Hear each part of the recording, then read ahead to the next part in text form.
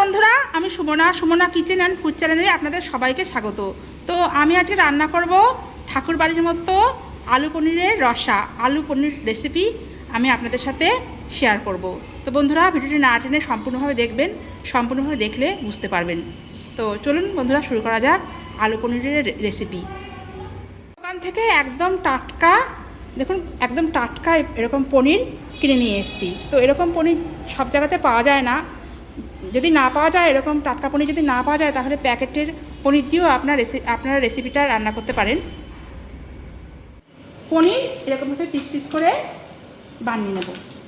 এভাবে পনির এভাবে piece piece করে একটু বড় বড় করে পনির পিস পিস করে বানিয়ে নেব। এভাবে পনির পিস পিস করে বানিয়ে নিতে হবে।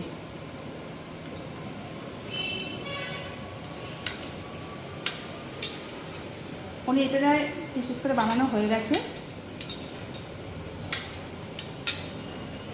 পিস পিস করে নিয়েছি। এবার পনিরে একটু লবণ হলুদ মাখিয়ে নিচ্ছি।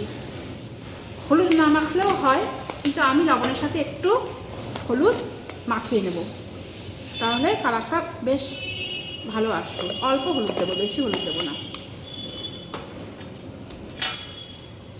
একটু ভালো করে লবণ হলুদ পনিরের সাথে মাখিয়ে নিতে হবে। পনিরে লবণ হলুদ মাখিয়ে নিয়েছি। এবার কিছুক্ষণ লবণ হলুদ মাখিয়ে কিছুক্ষণ রেখে দেবো, তাহলে লবণটা পনিরে বেশ ভালো করে ভিতরে পনিরে ভালো করে ঢুকবে লবণটা। আলু ডুমো ডুমো করে আলু বানিয়ে নিয়েছি। এইভাবে ডুমো ডুমো করে আলু বানিয়ে নিতে হবে।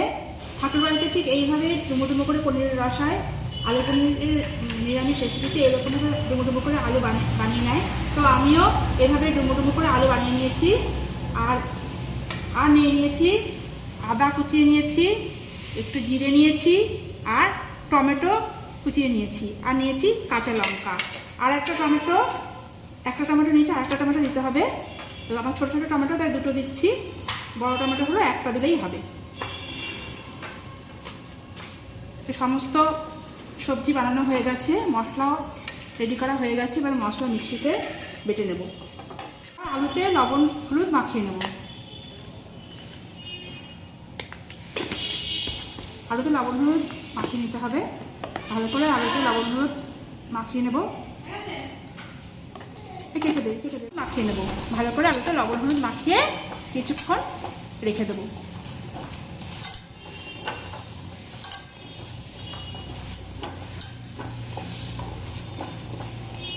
সর্ষের তেল দিয়ে নিয়েছি আমি, সর্ষের তেল দিয়েছি। আপনারা চাইলে যে কোনো তেল ব্যবহার করতে পারেন।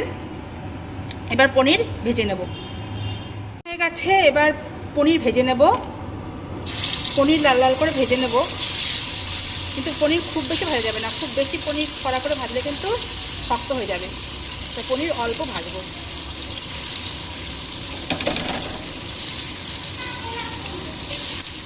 সমস্ত রকম মশলা নিয়ে নিয়েছি, আর নিয়ে নিয়েছি টমেটো। এবার টমেটো দিয়ে সমস্ত মশলা ভালো করে পেস্ট করে নেব। ঠিক আছে, এবার তুলে নেব। লাল লাল করে পনির ভেজে নিয়েছি। এবার একটা করে পনির তুলে নেব। সাবধানে পনির তুলতে হবে, যাতে ভেঙে না যায়।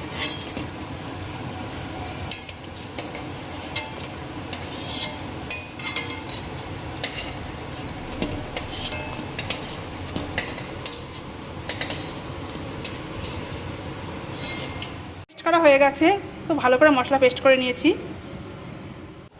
এবার তেলে শুকনো লঙ্কা, তেজপাতা আর সাদা জিরে দিয়ে দেবো। আলু দিয়ে দেবো। এবার আলু খুব ভালো করে ভেজে নিতে হবে।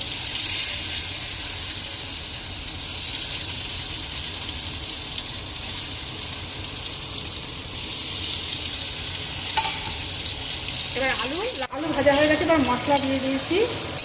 মশলা দিয়ে ভালো করে নিয়ে নেবো। আর লবণ হলো দিয়ে দেবো। এক চামচ লবণ দেবো।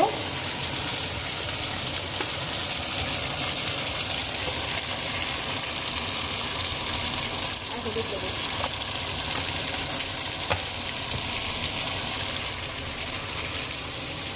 এবার ভালো করে নিয়ে নেবো।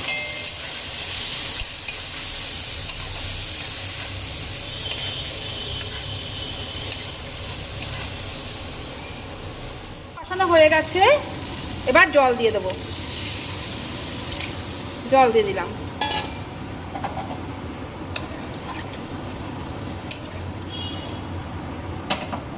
জল দিয়ে ভালো করে ফুটিয়ে নেব। আলু সিদ্ধ হয়ে গেলে তারপরে পনির দিয়ে দেবো। ঢাকা দিয়ে সিদ্ধ করে নেব, খুব ভালো করে সিদ্ধ করে নেব ঢাকা দিয়ে। প্রায় সিদ্ধ হয়ে গেছে, এবার পনির দিয়ে দেবো। এবার পনির দিয়ে দেবো, গ্যাসটা একটু কমিয়ে নেব, দিয়ে পনির দিয়ে নেব। পনির দিয়ে বেশ কিছুক্ষণ ফুটিয়ে নেব, ফুটিয়ে তারপরে নামিয়ে নেব। আলু পনিরের রেসিপি প্রায় হয়ে গেছে, আলু পনিরের রসা প্রায় হয়ে গেছে।